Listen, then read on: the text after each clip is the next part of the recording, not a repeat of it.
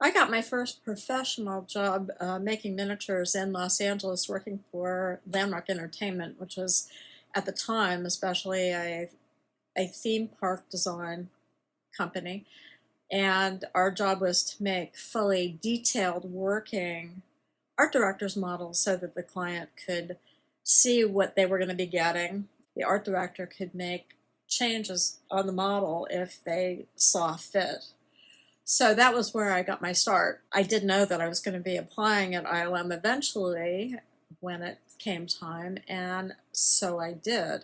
When I heard that they were going to be working on a Akira Kurosawa movie, I was really intrigued with Kurosawa and had actually done some work at Toho Film Studios, not on a film, but on some props. That's another story. But I got to meet Godzilla there. Anyway, I was intrigued with Kurosawa and applied so that I could maybe be included in the work being done for that movie. They weren't going to be working on it yet, but they were going to be doing a large job for Epcot Center called Body Wars, which involved making and having huge sets of very, very, very oversized body parts. And I got a job working on the heart model, which entailed doing some sculpting first and some casting of latex pieces, and then actually helping to be part of the crew that assembled the heart, sitting in a big pink latex heart, patching and painting. And in some cases, we had to work through the night in order to get it ready for the shoot the next day.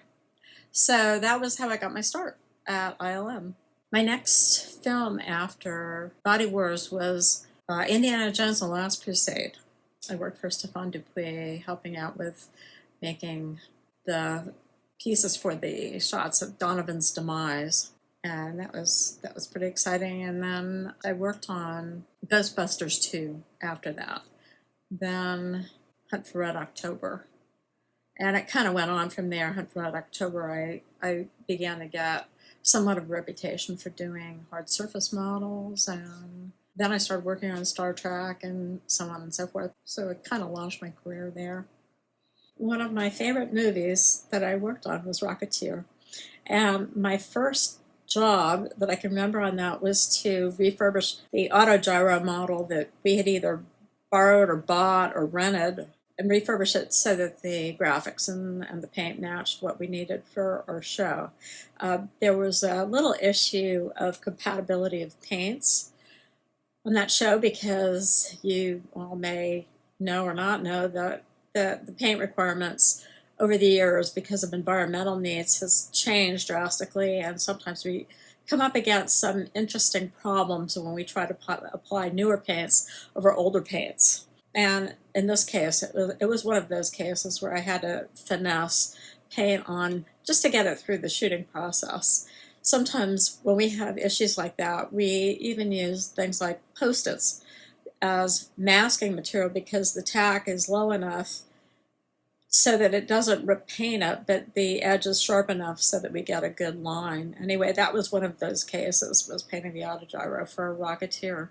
Another thing that I did was help out Randy Ottenberg in doing the Orange Grove.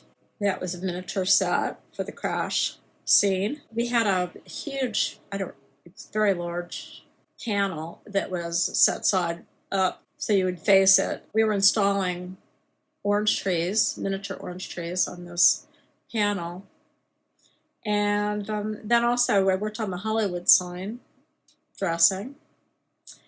And also Steve Gawley. It was fairly, I think, earlier on in my career at ILM, and Steve Gawley was trying me out on different smaller things, and he had me paint I think the gondola for the Zeppelin. That's what I remember. I don't remember if I did anything else, but I think those were the projects that I worked on for that. Rocketeer is a wonderful movie. It's really underestimated in general. I think there's sort of a cult following for it, but I'm a big fan of Rocketeer.